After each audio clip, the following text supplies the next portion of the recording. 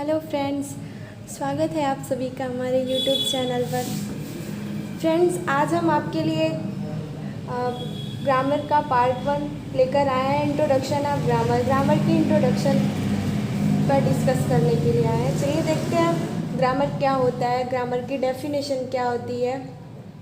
तो आज हम ग्रामर की टॉपिक पर डिस्कस करते हैं। सबसे पहले हम ग्रामर की डेफिनेशन देखते हैं। उसके पहले हम बता दें कि ग्रामर को हिंदी में हम व्याकरण बोलते हैं। हमारी पूरी इंग्लिश इसी ग्रामर पर टिकी होती है। तो हम सबसे पहले देखते हैं कि ग्रामर होता क्या है। तो कह रहा है कि इसकी इंग्लिश में डेफिनेशन दिया गया है। कह रहा है grammar is the art which teaches us the rules of speaking and writing a language correctly. कह रहा है कि ग्रामर इज़ द आर्ट, मतलब ग्रामर कला है, which teaches us the rules of speaking and writing a language correctly. कह रहा है व्याकरण वह कला है जो हमें किसी भाषा को शुद्ध रूप से बोलने तथा लिखने के नियमों का ज्ञान कराती है। मतलब कि हमें कोई लैंग्वेज लिखनी है, हमें कोई सेंटेंस लिखना है तो उसे कैसे लिखें, कैसे किसी के सामने बोलें, बोलने की स्टाइल क्या होनी चाहिए, इन सब के रूल्स को ही हम ग्रामर कहते हैं, व्याकरण कहते हैं। मतलब कि व्याकरण वह कला होती है या वह विद्या होती है जिसके माध्यम से हम अपनी कोई भी लैंग्वेज, इंग्लिश है, हिंदी है, उसे शुद्ध रूप से कैसे लिखेंगे, कैसे बोलेंगे, इसका ज्ञान कराती है, जिससे कोई हमारे सामने वाले व्यक्ति को समझ में आ जाए कि हम उसे क्या कहना चाहते हैं। तो वो हमारा ग्रामर हो गया। अब ग्रामर में जब आगे डिस्कस करते हैं तो एक मेन टॉपिक हमारा अल्फ़ाबेट आता है। तो हम थोड़ा सा अल्फ़ाबेट पे डिस्कस कर लेते हैं। कह रहा है कि अल्फ़ाबेट को हिंदी में हम वर्णमाला कहते हैं। कभी कभी अल्फ़ाबेट्स भी लिखा होता है। तो अल्फ़ाबेट और अल्फ़ाबेट्स में बहुत ही डिफरेंस होता है, जो कि आगे बताया जाएगा। तो पहले हम देखते हैं कि अल्फ़ाबेट क्या होता है। कह रहा है कि अक्षरों के समूह को वर्णमाला कहते हैं। अक्षरों का समूह, जैसे कि हम इंग्लिश लैंग्वेज की बात करें तो इंग्लिश में अक्षर A B C D A से लगाए Z तक होते हैं। तो ये हमारा अक्षर हो गया। लेकिन अब एक एक की बात की जाए, A की बात की जाए, B की बात की जाए, अगर इन्हें अकेले अकेले लिया जाए तो ये तो हमारे अक्षर हो जाएंगे। लेकिन इन्हीं का एक ग्रुप बना दिया जाए, इनको एक समूह के रूप में लिख दिया जाए, ए से लेकर के जेड तक एक ही जगह लिख दिया जाए, तो वो जो ग्रुप बनेगा, हमारा जो समूह बनेगा, वो हमारा अल्फ़ाबेट कहलाएगा, जिसको हिंदी में वर्णमाला कहेंगे। जैसे कि हम ग्रामर पढ़े तो थोड़ा सा इंग्लिश लैंग्वेज पे डिस्कस करते हैं। इंग्लिश वर्णमाला में जो हमारा इंग्लिश अल्फ़ाबेट होता है उसमें कुल 26 अक्षर होते हैं, 26 लेटर्स होते हैं। हम ए से लगाए जेड तक गिनेंगे तो 26 लेटर्स ही आएंगे। तो देखते हैं कि अब अंग्रेजी वर्णमाला में 26 अक्षरों के समूह को वर्णमाला कहते हैं। तो आखिर अक्षर क्या होते हैं? समूह तो हम जान गए, अक्षरों के समूह को वर्णमाला कहते हैं। अब अक्षर क्या होते हैं इसको देखते हैं। अक्षर को हम इंग्लिश में लेटर कहते हैं। कह रहा है कि लैंग्वेज की सबसे छोटी यूनिट, सबसे छोटी इकाई को अक्षर कहते हैं। लैंग्वेज की सबसे छोटी यूनिट, जैसे कि हम किसी से इंग्लिश बोल रहे हैं, मान लीजिए हम कहते हैं कि कोई पूछ रहा है व्हाट इज़ योर नेम, कोई कह रहा है व्हाट इज़ योर नेम। अब उसमें जब हम छोटे छोटे पार्ट को देखेंगे तो व्हाट किससे बना हुआ है, WHAT, मतलब कि वो एक एक लेटर से ही मिल करके बना हुआ है। तब हम अपनी बात को किसी के सामने इंग्लिश लैंग्वेज में या फिर हिंदी लैंग्वेज में स्पष्ट रूप से बता सकते हैं। तो वो हमारा लेटर्स हो गया। मतलब कि जो हमारी लैंग्वेज होती है, जो हमारी भाषा होती है, उसके सबसे छोटी यूनिट जो होती है वो हमारा लेटर होता है। अब थोड़ा सा इंग्लिश अल्फ़ाबेट की टाइप्स पे बात करते हैं। कह रहा है कि इंग्लिश अल्फ़ाबेट में अक्षर 2 टाइप्स के होते हैं। फर्स्ट हमारा कैपिटल लेटर्स, जिसको हिंदी में हम बड़े अक्षर कहते हैं। सेकेंड हमारा होता है स्मॉल लेटर, जिसको हिंदी में हम छोटे अक्षर कहते हैं। तो इनको जब हम इनका प्रोनाउंसिएशन, इनका जब उच्चारण करते हैं तो उसमें कोई डिफरेंस नहीं होता है। जैसे हम यहाँ से पढ़ रहे हैं, सभी लोग जानते हैं ABCD, पूरा A से लगाया Z तक लिखा हुआ है। अच्छा, अगर ये तो हमने ABCD पढ़ लिया, अब क्या हम इसको पढ़ेंगे तो कुछ दूसरा पढ़ेंगे? नहीं, पढ़ेंगे तो इसे भी A और इसे भी A। लेकिन डिफरेंस क्या है? लिखने में, लिखने के तरीके में थोड़ा सा अलग डिफरेंस दिया गया है। कह रहा है यहाँ पे A ऐसे लिखा गया है, यहाँ पे A ऐसे लिखा गया है। तो ये हमारे हो गए कैपिटल लेटर्स, ये हमारे होते हैं स्मॉल लेटर। तो इन्हें जानने के लिए हमें लिखने पर अभ्यास करना होगा। तो इन्हें हम कैपिटल लेटर्स कहते हैं, ये हमारे स्मॉल लेटर्स हो गया। अब देखते हैं कि अल्फ़ाबेट्स को कितने पार्ट में डिवाइड किया जाता है। तो कह रहा है कि अल्फ़ाबेट जो होता है वो हमारा 2 पार्ट्स में डिवाइड किया जाता है। फर्स्ट हमारा होता है वावेल, जिसको हिंदी में हम स्वर कहते हैं। सेकेंड हमारा होता है कॉन्सोनेंट, जिसको हम हिंदी में व्यंजन कहते हैं। तो अब थोड़ा सा इन पे बारी बारी से डिस्कस करेंगे कि वावेल क्या होते हैं, कॉन्सोनेंट क्या होते हैं। तो फर्स्ट हमारा वावेल है। देखते हैं वावेल क्या होता है। कह रहा है कि जिन अक्षरों का उच्चारण करते समय किसी दूसरे अक्षर की आवश्यकता नहीं पड़ती है उन्हें हम वावेल या फिर स्वर कहते हैं। मतलब कि हम किसी के सामने कह रहे हैं, उसका प्रोनाउंसिएशन कर रहे हैं, उच्चारण कर रहे हैं, तो जो हमारे मुंह से उच्चारण निकल रहा है उसमें किसी दूसरे अक्षर की आवश्यकता न हो, अर्थात वो अपने आप में ही पूर्ण हो, तो वो हमारा वावेल कहलाता है। और इंग्लिश अल्फ़ाबेट तो हिंदी में भी होंगे, इंग्लिश में भी होंगे, कोई भी लैंग्वेज होगी सब में अल्फ़ाबेट होंगे। तो हम इंग्लिश अल्फ़ाबेट की बात कर रहे हैं। तो हम जानते हैं कि इंग्लिश अल्फ़ाबेट में 26 लेटर होते हैं। तो इनमें वावेल्स की जो संख्या होती है वो पाँच होती है। इसमें इंग्लिश अल्फ़ाबेट में 5 वावेल होते हैं। पहला हमारा ए, ई, आई, ओ और यू। अब हम इन्हें प्रोनाउंसिएशन करके एक बार देख लेते हैं। क्या किसी और लेटर्स की ज़रूरत पड़ती है? हम कह रहे हैं ए, सिर्फ ए ही कह रहे हैं। हम देख रहे हैं कि बोलने के बाद प्रोनाउंसिएशन जब हमारे मुंह से उच्चारण निकल रहा है तो ये अकेले इसका प्रोनाउंसिएशन निकल रहा है, ना कि इसे किसी और की मदद लेनी पड़ रही है। ई बोल रहे हैं, इसमें भी ये अकेले ही इसका प्रोनाउंसिएशन हो रहा है। आई, ओ और यू, मतलब कि जब हम इनका उच्चारण कर रहे हैं तो किसी दूसरे लेटर्स की हेल्प नहीं लेनी पड़ती है। तो ये हमारे वावेल्स हो गए। सेकेंड टाइप्स हमारा था कॉन्सोनेंट। अब कॉन्सोनेंट क्या होता है? कह रहा है कि जिन अक्षरों का उच्चारण करते समय वावेल्स की मदद लेनी पड़ती है। वावेल्स में किसी की हेल्प नहीं लेनी पड़ती है, लेकिन कॉन्सोनेंट का उच्चारण करते समय हमें वावेल्स की हेल्प लेनी पड़ती है। मतलब कि ए, ई, आई, ओ और यू की हेल्प लेनी पड़ती है। जैसे कि इंग्लिश अल्फ़ाबेट की हम बात कर रहे हैं। हम जानते हैं इंग्लिश अल्फ़ाबेट में 26 लेटर्स होते हैं। इसमें से 5 हमारे तो वावेल हो गए, तो बाकी के जो बचेंगे वो हमारे कॉन्सोनेंट होंगे। मतलब 26 पूरे लेटर्स थे, उसमें से 5 हमने वावेल को माइनस कर दिया, तो हमारे 21 लेटर्स जो बचेंगे वो हमारे कॉन्सोनेंट में आ जाएंगे। अब इनका उच्चारण करके एक बार हम देख लेते हैं। ए तो हमारा वावेल था तो इसे छोड़ देंगे, ए नहीं लेंगे। ई भी इसमें छूटा हुआ है, आई भी छोड़ दिए हैं, ओ, यू इसमें आप चेक कर सकते हैं। अब इनका प्रोनाउंसिएशन कर रहे हैं। हम कह रहे हैं कि बी, तो जब बी बोल रहे हैं तो लास्ट में हम देख रहे हैं उच्चारण करते समय ई, लास्ट में ई आया हुआ है। वाई कह रहे हैं, आई आया हुआ है लास्ट में। जेड कह रहे हैं, ए आया हुआ है और लास्ट में मतलब ए आया है। सी कह रहे हैं, इसमें भी लास्ट में ई आया हुआ है। तो ये हमारे जब हम इनका प्रोनाउंसिएशन करेंगे तो इसमें वावेल की हेल्प नहीं पड़ेगी। जैसे कि हम क्यू कह रहे हैं, क्यू कह रहे हैं तो लास्ट में यू आ रहा है। क्यू कह रहे हैं तो लास्ट में यू आया, मतलब क्या हुआ? वावेल की हेल्प लिए तब कॉन्सोनेंट का उच्चारण हुआ। कॉन्सोनेंट का उच्चारण हम ऐसा नहीं कर पाएंगे, जब वावेल्स की हेल्प लेंगे तभी कॉन्सोनेंट का प्रोनाउंसिएशन हम कर सकते हैं। तो ये हमारे हो गए कॉन्सोनेंट। अब बारी आती है, अगला हमारा टॉपिक है वर्ड। वर्ड को हम हिंदी में शब्द कहते हैं। तो देखते हैं वर्ड्स क्या होते हैं हमारे।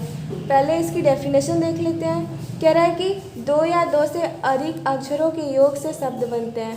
अभी हमने देखा था कि इंग्लिश अल्फ़ाबेट में 26 लेटर्स होते हैं। अब कह रहा है कि उन्हीं अक्षरों को जब हम मिलाएंगे तो हमारा वर्ड फॉर्मेशन होता है।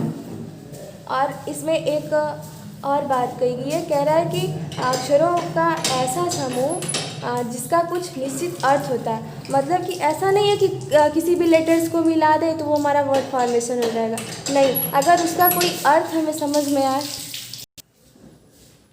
जैसा कि हमने यहाँ पे लिखा है, सबसे पहले हम लिखे हैं एच, फिर हम लिखे हैं आई, फिर हम लिखे हैं एस। अगर हम इन्हें अलग अलग देखें तो ये एच है, अलग लेटर है, आई अलग लेटर है, एस भी अलग लेटर है, लेकिन इन्हें मिला दिया हमने यहाँ पे तो हिज बन गया।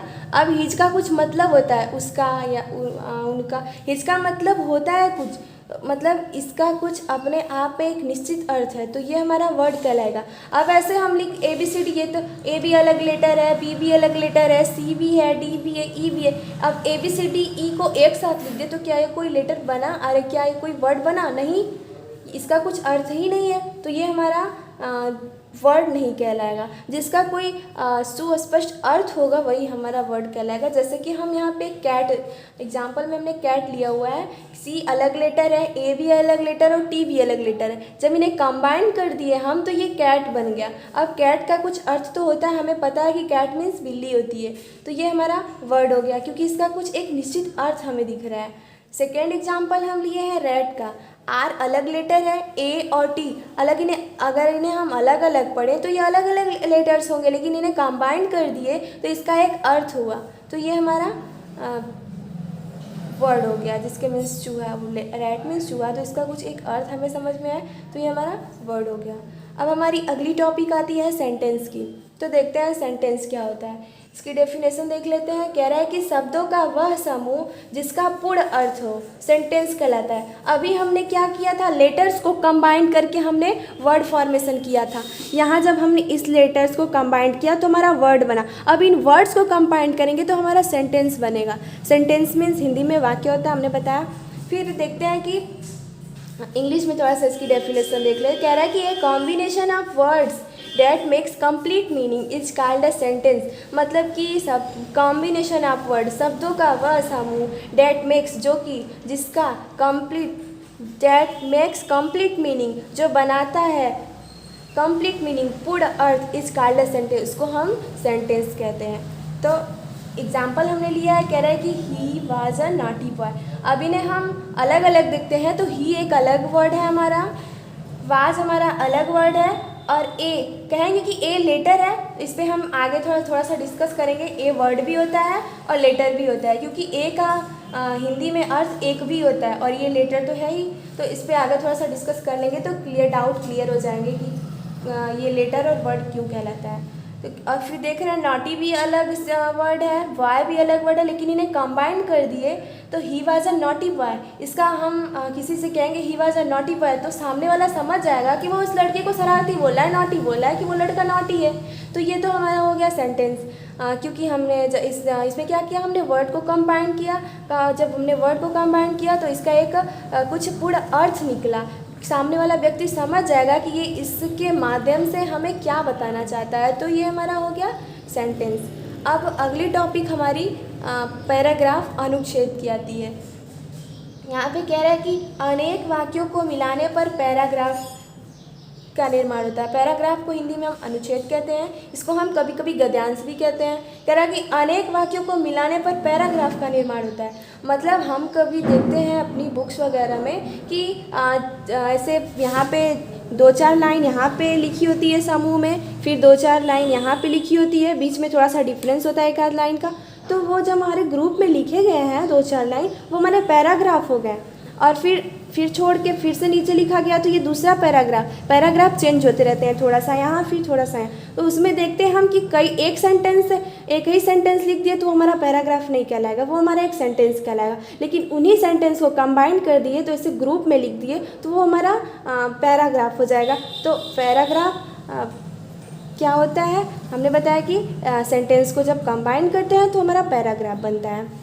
अब अगली टॉपिक हमारी अगला हमारी जो हमारी हेडिंग है वो है लैंग्वेज। तो हम लैंग्वेज पे डिस्कस करते हैं। अभी हमने पढ़ा था कि लैंग्वेज की सबसे छोटी यूनिट लेटर होता है। तो वहाँ पे आप लोग सोचेंगे थोड़ा सा कि लैंग्वेज क्या होता है। सेंटेंस तो बताया गया, लेटर्स बताया गया, ग्रामर बताया, लैंग्वेज होती क्या है। तो हम थोड़ा सा लैंग्वेज पे डिस्कस करते हैं। कह रहा है कि कई पैराग्राफ्स को मिलाने पर भाषा का निर्माण होता है। हम अपनी बुक्स में देखते हैं कई सारे पैराग्राफ लिखे गए हैं। जब उन पैराग्राफ्स को हम पढ़ते हैं तो हमें समझ में आ जाता है कि ये जो लिखा गया इसका मतलब क्या है, ये किस लैंग्वेज में, हिंदी में लिखा गया है, इंग्लिश में लिखा गया है, तो वो हमारे लैंग्वेज हो जाते हैं। आगे कह रहा है कि जिसके माध्यम से अपनी बातों को किसी के सामने स्पष्ट रूप से बता सकते हैं। मतलब हम कह रहे हैं, अभी पीछे हमने एग्जांपल दिया था, ही इज़ अ नॉटी बॉय। तो हम किसी के सामने कह रहे हैं, अगर वो सामने वाला पर्सन को इंग्लिश ना आती हो, बाय द वे हमने मान लिया कि सामने वाले पर्सन को इंग्लिश ना आती हो, तो हम उसके सामने कहेंगे ही इज़ अ नॉटी बॉय। तो क्या वो समझेगा वो क्या कहना चाहता है? नहीं समझेगा। तो अगर उसे हिंदी लैंग्वेज आती है तो हम कहेंगे कि वह एक शरारती लड़का है, तो वो तुरंत समझ जाएगा। तो ये लैंग्वेज मतलब कि किसी के सामने हम अपनी बात को कैसे स्पष्ट रूप से बता सकते हैं, वो हमारा लैंग्वेज कहलाएगा। लैंग्वेज की कई टाइप्स होती है। मतलब हमने सीखा क्या, पहले तो हम सबसे लैंग्वेज की यूनिट सबसे छोटी लेटर्स होती है। मतलब कि ये सबसे छोटा पार्ट इसका लेटर ही होता है। लेटर्स को जब हमने कंबाइन किया था, पीछे हम पढ़े हैं, तो हमारा वर्ड फॉर्मेशन हो रहा था। और जब इन वर्ड्स को कंबाइन किए थे तो हमारा सेंटेंस बन रहा था, एक सेंटेंस ड्रिल हो रहा था। और जब इन सेंटेंस को हमने कंबाइन किया था तो पैराग्राफ्स बने थे। और अगर इन पैराग्राफ्स को कंबाइन कर देंगे तो हमारा लैंग्वेज फॉर्मेशन हो जाएगा, मतलब हमारी भाषा बन जाएगी। तो ये था हमारा लैंग्वेज, सेंटेंस, पैराग्राफ, वर्ड और लेटर्स। अब थोड़ा सा हम कुछ और टॉपिक पे डिस्कस करते हैं। अभी पीछे हमारा आया था कि ए का, हमने ए को कहा था कि हमारा वर्ड भी होता है और लेटर भी होता है। तो देखते हैं कि कैसे लेटर और वर्ड दोनों होता है। तो ये एक एक्सेप्शन होता है। जैसे कि कभी भी रूल्स जब हम पढ़ते हैं तो उसमें कुछ अपवाद स्वरूप हो जाता है, तो ये भी हमारा एक्सेप्शन में भी नहीं आता है। हमारे इंग्लिश अल्फ़ाबेट में 26 लेटर होते हैं, 26 लेटर्स होते हैं। इसमें से 3 लेटर्स ऐसे होते हैं जो लेटर भी कहलाते हैं और वर्ड भी कहलाते हैं। तो वो कौन कौन से हैं? फर्स्ट हमारा ए होता है। ए मीन्स एक हमारा लेटर भी है। अल्फ़ाबेट में देखिए तो ए हमारा एक लेटर भी है। और ए मीन्स हमको पता है कि ए मीन्स हिंदी में एक भी होता है। ही is a naughty boy, he is a doctor, he has a book, या फिर जो भी हमेशा अ का यूज़ करते हैं, ए का यूज़ करते हैं, जो हमारा इसका अर्थ होता है हिंदी में एक। और ये तो एक लेटर भी है। हम जानते हैं कि ए से लगाया जेड तक सभी को अगर हम अकेले अकेले देखें तो ये हमारे लेटर्स हो गए। तो एक हमारा हो गया ए। हमने कहा था 3, तो सेकंड देखते हैं सेकंड क्या होता है।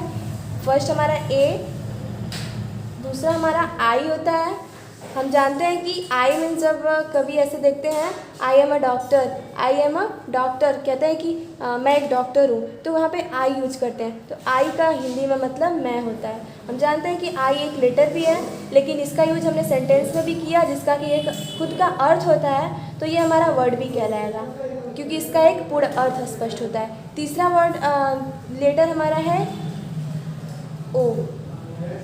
इसका लेटर हमारा होता है ओ। ऐसे हम कहते हैं ओ माई गॉड, अरे मेरे भगवान। मतलब ओ मीन्स होता है अरे, तो इसका भी एक अर्थ अपना हुआ oh my God. I am a doctor, he is a teacher, तो ये क्या हुआ, इनका एक खुद का अर्थ है। तो ये हमारा लेटर भी कहलाएंगे और वर्ड्स भी कहलाएंगे। तो ये थे लेटर और वर्ड में एक एक्सेप्शन था जो कि हमने बता दिया। अब थोड़ा सा हम लेटर और अल्फ़ाबेट को एक बार फिर से देखते हैं।